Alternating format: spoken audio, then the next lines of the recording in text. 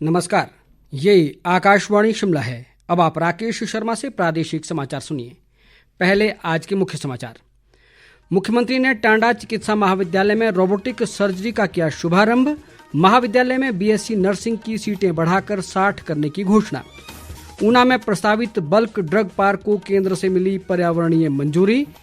उप मुख्यमंत्री मुकेश अग्निहोत्री ने जल जीवन मिशन के तहत 1227 करोड़ रुपए जारी करने का केंद्र से किया आग्रह। लोक निर्माण मंत्री विक्रमादित्य सिंह ने राज्यों के बीच आपसी सहयोग व सतत विकास को बढ़ावा देने पर दिया बल। और केंद्रीय राज्य मंत्री शांतनु ठाकुर और सावित्री ठाकुर आपदाग्रस्त कुल्लू जिला के दौरे पर नुकसान का लिया जायजा। अब समाचार विस्तार से। मुख्यमंत्री सुखविंदर सिंह सुक्खू ने आज चंडीगढ़ से टांडा मेडिकल कॉलेज में रोबोटिक सर्जरी सुविधा का वर्चुअल माध्यम से शुभारंभ किया। इस अवसर पर मुख्यमंत्री ने कहा कि राज्य सरकार प्रदेश के हर अस्पताल में विश्व स्तरीय सुविधाएं उपलब्ध करवाने के लिए प्रयासरत है ताकि लोगों को इलाज के लिए राज्य से बाहर न जाना पड़े। उन्होंने कहा कि हाल ही में शिमला के चम्याणा अस्पताल में रोबोटिक सर्जरी की सुविधा उपलब्ध करवाई गई है और आर्थिक रूप से कमजोर वर्गों के लिए ये सुविधाएं विशेष रूप से मददगार होगी। आज इस रोबोटिक सर्जरी का श्री गणेश माननीय health minister colonel Dhaniram Shandil ji ने, चौधरी चंद्र कुमार जी ने, वाली जी ने और गोमा जी और सबके सहयोग से आज पूर्ण हुआ है। मैं एक बात का आश्वासन देना चाहता हूं कि मेडिकल एजुकेशन की तरफ हमारा खास ध्यान है और मैं पेट स्कैन के लिए भी 10 दिन पहले यहाँ के लिए 30 करोड़ रुपया मैंने स्वीकृत कर दिया है। आज हमने एम्स स्तर की सुविधा आपको दी है। देश में आने वाले समय में आईजीएमसी में और हमीरपुर में रोबोटिक सर्जरी का हम ऑर्डर करने जा रहे हैं। उसके बाद चंबा में और टांडा में, और इससे आम लोग हैं, गरीब लोग हैं, उनको ज्यादा फायदा होगा।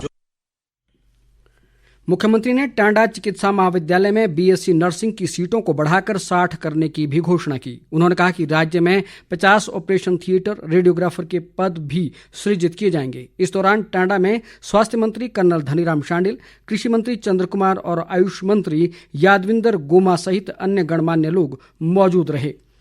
ऊना में स्थापित होने वाले बल्क ड्रग पार्क के लिए केंद्रीय पर्यावरण और जलवायु परिवर्तन मंत्रालय से पर्यावरणीय मंजूरी मिल गई है। इस स्वीकृति से बल्क ड्रग पार्क की स्थापना का मार्ग प्रशस्त हुआ है। मुख्यमंत्री सुखविंदर सिंह सुक्खू ने कहा कि बल्क ड्रग पार्क भारत में दवा निर्माण के एक अग्रणी केंद्र के रूप में हिमाचल की स्थिति को मजबूत करेगा और बड़े पैमाने पर रोजगार के अवसर उत्पन्न होंगे। उप मुख्यमंत्री मुकेश अग्निहोत्री ने केंद्रीय जल संसाधन मंत्री CR पाटिल से भेंट कर भीषण आपदा के कारण हुए नुकसान के दृष्टिगत प्रदेश को उदारतापूर्वक सहायता करने का आग्रह किया है। आज दिल्ली में केंद्रीय मंत्री से मुलाकात के दौरान उन्होंने कहा कि राज्य को पिछले 3 वर्षों के दौरान जल शक्ति विभाग को लगभग 4000 करोड़ रुपए का नुकसान हुआ है। इसके अलावा जल जीवन मिशन के तहत चल रही योजनाओं का कार्य पूरा करने के लिए 1227 करोड़ रुपए की जरूरत है। अग्निहोत्री ने हिमाचल प्रदेश के सामने आई गंभीर स्थिति को ध्यान में रखते हुए आपदा के बाद आवश्यकता आकलन PDNA के अंतर्गत धनराशि तुरंत जारी करने का केंद्रीय मंत्री से आग्रह किया। विधानसभा अध्यक्ष कुलदीप सिंह पठानिया ने कहा है कि विधायी संस्थाओं की लोगों में विश्वसनीयता बढ़ाने के लिए सदन में सार्थक व परिणाम युक्त चर्चा होनी चाहिए। बेंगलुरु में चल रहे 3 दिवसीय 11वें राष्ट्रमंडल संसदीय संघ भारत क्षेत्र सम्मेलन को संबोधित करते हुए उन्होंने कहा कि दलगत राजनीति से ऊपर उठकर हमें चर्चाओं का स्तर बदलना होगा और सत्ता पक्ष और विपक्ष दोनों को जनता के प्रति अपनी जवाबदेही सुनिश्चित करनी होगी। पठानिया ने विधायी संस्थाओं की मजबूती के लिए सदन के अंदर गतिरोध की बजाय चर्चा का स्तर बढ़ाने पर बल दिया ताकि चिंतन व मंथन से जन समस्याओं का समाधान हो सके। नगर व ग्राम नियोजन मंत्री राजेश धर्माणी ने कहा है कि प्रदेश सरकार आपदा प्रभावितों की हर संभव मदद कर रही है। घुमारवीं विधानसभा क्षेत्र में विभिन्न स्थानों पर आपदा से हुए नुकसान का जायजा लेने के बाद उन्होंने कहा कि 14 पंचायतों व नगर परिषद क्षेत्र में 18 कच्चे व पक्के मकान पूरी तरह से नष्ट हो गए हैं। राजेश धर्माणी ने बताया कि पहले चरण में इन मकानों के क्षतिग्रस्त होने से प्रभावित परिवारों को करीब 32 लाख रुपए के नुकसान का आकलन किया गया है। प्रदेश भाजपा के मुख्य प्रवक्ता राकेश जम्वाल ने प्रदेश की सुक्खू सरकार को संवेदनहीन करार देते हुए आपदा में राजनीति करने के आरोप लगाए हैं। आज शिमला में एक पत्रकार वार्ता के दौरान उन्होंने कहा कि केंद्र सरकार व भाजपा आपदा प्रभावितों के साथ खड़ी है और उनकी भरपूर मदद कर रही है। राकेश जम्वाल ने कहा कि आपदा प्रभावित हिमाचल के लिए प्रधानमंत्री नरेंद्र मोदी ने हाल ही में प्रदेश का दौरा कर 1500 करोड़ रुपए की फौरी राहत देने का ऐलान किया है।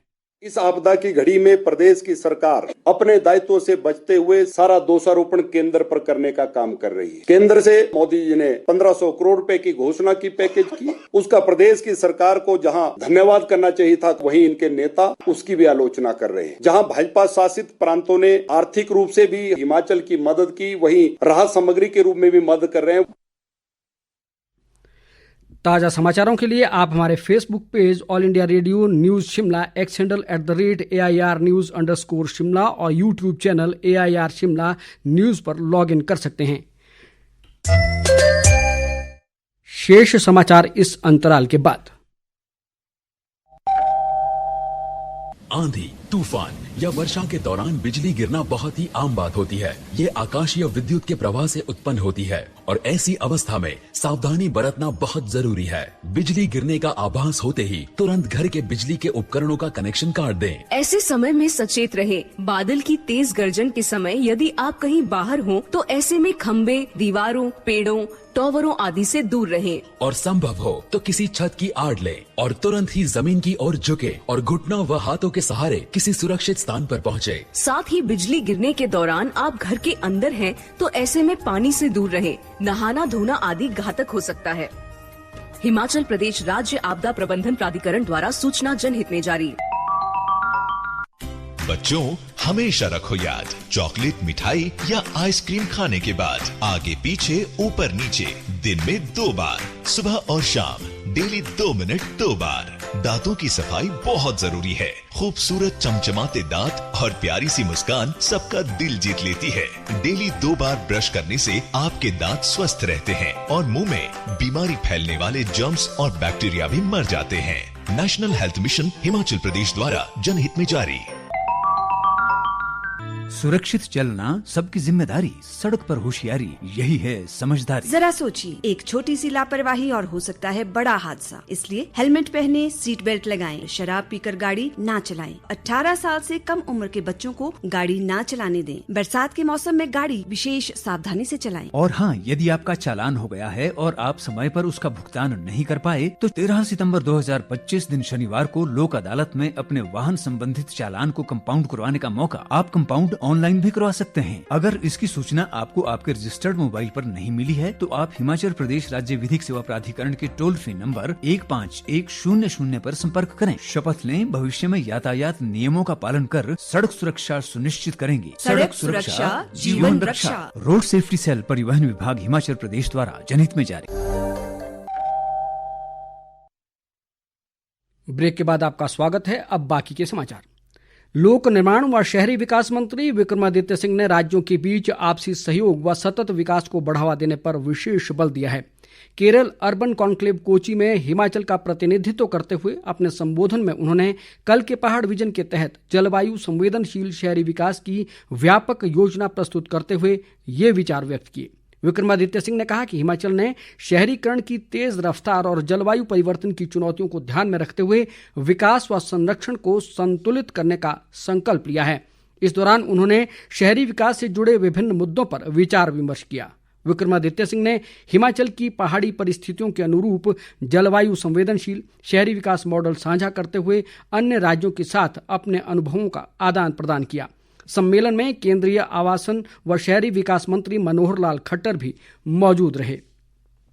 नेता प्रतिपक्ष जयराम ठाकुर इन दिनों चंबा जिला के दौरे पर हैं और भारी वर्षा, भूस्खलन व बादल फटने की घटनाओं में हुए नुकसान का जायजा ले रहे हैं।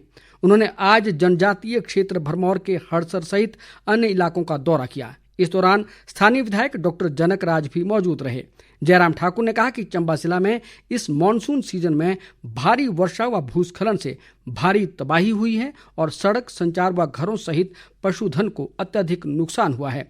उन्होंने भरमौर क्षेत्र के प्रभावितों को आश्वासन दिया कि वे उन्हें अधिक से अधिक मुआवजा दिलाने का मामला राज्य सरकार के समक्ष उठाएंगे। भरमौर विधानसभा क्षेत्र के अंतर्गत मैंने लगभग सभी बाढ़ और इस बारिश से प्रभावित इलाके का दौरा किया है, जहां बड़े स्केल पर सड़क को नुकसान हुआ है और उसके साथ बहुत सारे लोगों के घर भी डैमेज हुए हैं, लोगों की जमीन चले गई है, पशुधन का नुकसान हुआ है। हम सरकार से बात करेंगे इस बारे में कि यहाँ के प्रभावित परिवारों को ज्यादा मुआवजा मिले। कम्युनिकेशन अभी तक भी पीछे के इलाकों में रिस्टोर नहीं हो पाया है, ये बहुत बड़ी चिंता का विषय है। केंद्रीय शिपिंग व जलमार्ग राज्य मंत्री शांतनु ठाकुर ने आज कुल्लू जिला के बंजार विधानसभा क्षेत्र के बजौरा में आपदा प्रभावित लोगों से मुलाकात कर उनकी समस्याएं सुनी। उन्होंने आपदाग्रस्त बजौरा में निर्माणाधीन आयुर्वेदिक अस्पताल और दियार पंचायत में स्थिति का जायजा लिया। शांतनु ठाकुर ने बताया कि बंजार विधानसभा क्षेत्र के 2 दिवसीय दौरे के दौरान वे आपदाग्रस्त क्षेत्रों के दौरे के दौरान नुकसान का आकलन कर केंद्र के समक्ष क्षेत्र की मांग रखेंगे। इस बीच केंद्रीय महिला व बाल विकास राज्य मंत्री सावित्री ठाकुर भी आज कुल्लू व मनाली विधानसभा क्षेत्र के 2 दिवसीय दौरे पर कुल्लू पहुंची। इस दौरान उन्होंने सेऊबाग पुल, रायसन, बंदरौल, पतलीकूहल से लेफ्ट बैंक होकर मनाली का दौरा किया और आपदा प्रभावितों से मुलाकात कर उनकी समस्याओं को जाना। केंद्रीय राज्य मंत्री ने NHAI, लोक निर्माण और BRO के अधिकारियों से चर्चा कर सड़क बहाली जल्द सुनिश्चित करने के निर्देश दिए। राजधानी शिमला सहित प्रदेश के अनेक भागों में आज बादल छाए हुए हैं। हालांकि कुछ क्षेत्रों में मानसून की वर्षा का क्रम रुक रुक कर जारी है। प्रदेश में भारी वर्षा के कारण हुए भूस्खलन से 3 राष्ट्रीय उच्च मार्ग व 509 अन्य सड़कें यातायात के लिए अवरुद्ध हैं। इसी प्रकार 953 बिजली ट्रांसफार्मर और 336 पेयजल योजनाएं भी बाधित हैं। मौसम विज्ञान केंद्र शिमला के वैज्ञानिक शोभित कटियार के मुताबिक 15 सितंबर तक राज्य के कुछ क्षेत्रों में भारी बारिश की संभावना जताई है और अगले 2 दिन कई जिलों में भारी वर्षा का येलो अलर्ट जारी किया गया है। अंत में मुख्य समाचार एक बार फिर। मुख्यमंत्री ने टांडा चिकित्सा महाविद्यालय में रोबोटिक सर्जरी का किया शुभारंभ। महाविद्यालय में BSc नर्सिंग की सीटें बढ़ाकर 60 करने की घोषणा। ऊना में प्रस्तावित बल्क ड्रग पार्क को केंद्र से मिली पर्यावरणीय मंजूरी। उप मुख्यमंत्री मुकेश अग्निहोत्री ने जल जीवन मिशन के तहत 1227 करोड़ रुपए जारी करने का केंद्र से किया आग्रह। लोक निर्माण मंत्री विक्रमादित्य सिंह ने राज्यों के बीच आपसी सहयोग व सतत विकास को बढ़ावा देने पर दिया बल। और केंद्रीय राज्य मंत्री शांतनु ठाकुर और सावित्री ठाकुर आपदाग्रस्त कुल्लू जिला के दौरे पर नुकसान का लिया जायजा।